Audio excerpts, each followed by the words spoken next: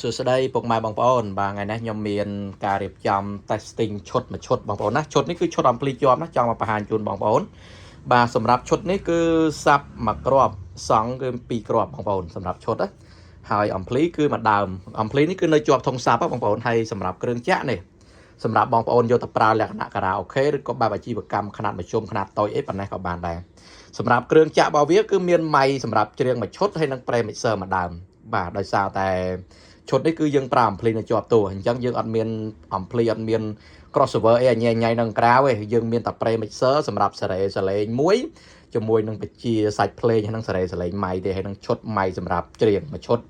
បាទនេះគឺតាក់ទងនឹងការតងាយសម្រាប់ឈុតនេះបងប្អូនណាបាទតាក់ទងនឹងការតនេះយើងចេញពី main output របស់ mixer នេះមកគូទៅបាទ LR ណាយើងចេញទៅហើយយើងចូលមកកាន់អំភ្លីតែម្ដងនេះអំភ្លីយើងចូលនៅ channel 1 និង 2 មកបាទនេះ master វា AB ហើយយើងមួលវាមកបាទហើយសម្រាប់ត្រង់នេះគឺយើងចេញទៅ speaker បាទនេះយើងចេញទៅធុងសលេងណាគឺអំភ្លីនេះវាអាចអូសធុងសលេងបាន2គ្រាប់3ទឹក2ទឹកកន្លះឬក៏4ទឹកណាក75យើងអាចអូសបានមួយគូណាសម្រាប់យើងយកទៅប្រើមួយគ្រាប់ក៏បានប្រើ2គ្រាប់ក៏បានអត់បញ្ហាទេណាបាទតែនេះយើងសមត្ថភាពវាអាចអូសបាន2គ្រាប់តែឥឡូវនេះគឺខ្ញុំតចេញមួយគ្រាប់ទេណាបាទយើងតចេញទៅធុងសលេងមួយគ្រាប់បើបងប្អូនចង់លឺកាន់តែខ្លាំងយើងតមួយគ្រាប់ទៀតទៅបាទអត់ពិបាកទេហើយអំភ្លីនេះកង្ហាវា2ណាខាងក្រោយសម្រាប់បើកណាកម្ដៅចេញណាបាទនេះងាយសម្រាប់ឈុតនេះបាទយើងមានគ្រឿងចាក់តែបន្តិចតតែភ្លើងចូលអូសតែនេះតតែដូចមួយគូនេះចូលទៅកាន់អំភ្លីយើងអាចលេងបានតែម្ដងងាយស្រួលណានេះអានេះតើតនឹងធុងសាប់ឯ5ទឹកបងប្អូនណានេះបាទអូខេតោះយើងតេស្តម៉ៃបន្តិចអានេះម៉ៃនេះជាប្រភេទម៉ៃ AK បាទ51 20គុតអានេះគឺខ្ញុំដាក់នៅតាមបន្ទប់ការ៉ាអូខេជូនឲ្យភ្ញៀវច្រើនណាភ្ញៀវគាត់យកទៅប្រើបាទម៉ៃស្អាតម៉ៃនេះបាទតងន់គឺបានល្មមការស្រោបល្អច្បាស់បាទចាប់បានឆ្ងាយណាអានេះគឺអង្គតែរបស់វា4តែនៅក្នុងវីដេអូនេះខ្ញុំតេស្តនៅក្នុងកន្លែងបាទងាយខ្ញុំអត់ដាក់អង្គតែនទេណាអញ្ចឹងគឺមិនបាច់ទេណាអញ្ចឹងអូខេយើងធ្វើការតេស្តម៉ៃបន្តិចបងប្អូនណានៅពេលដែលម៉ៃអត់ទាន់បើកគឺនៅលើ list server របស់វាគឺឡើងពណ៌ក្រហមតែនៅយើងធ្វើការបើកម៉ៃវាឡើងពណ៌ណាសលាយជាមួយនឹងទឹកក្រូចមកវិញ testing 1 2 check 1 2 testing បាទនេះគឺយើងតេស្តជាមួយនឹង microphone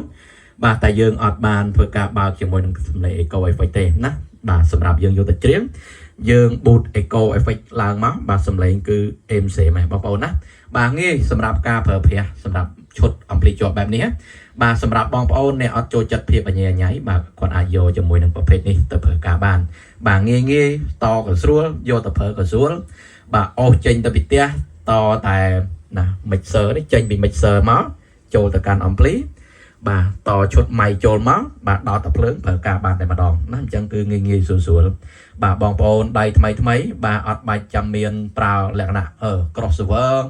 ចេញពី mixer crossover ការ៉ាហ្វិចអំភ្លីចេញទៅធុងបាសតញ៉ៃអាចខុសសំឡេងអត់ល្អអីបាទយើងយកប៉ុណ្ណេះទៅគឺងាយស្រួលក្នុងការប្រើមែនតើបាទអត់មានអីពិបាកទេហើយសម្រាប់បងប្អូនអ្នកដែលគាត់ទិញទៅគឺយើងមានវីដេអូនៅក្នុងការបង្រៀនគាត់ទៀតពីរបៀបក្នុងការប្រើទាំងរបៀបក្នុងការតពីឧបករណ៍ផ្សេងដើម្បីឲ្យត្រូវហើយជាមួយនឹង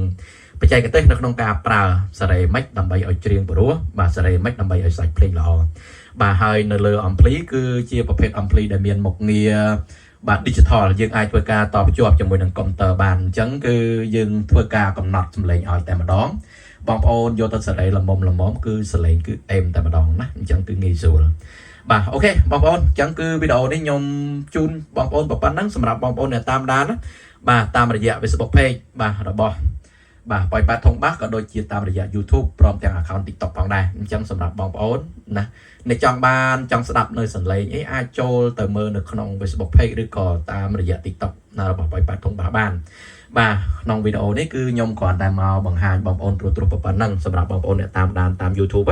បាទអរគុណបងប្អូនបាទជម្រាបលាជួបគ្នាជាមួយខ្ញុំវីដេអូថ្មីជាបន្តទៀតបាទអរគុណ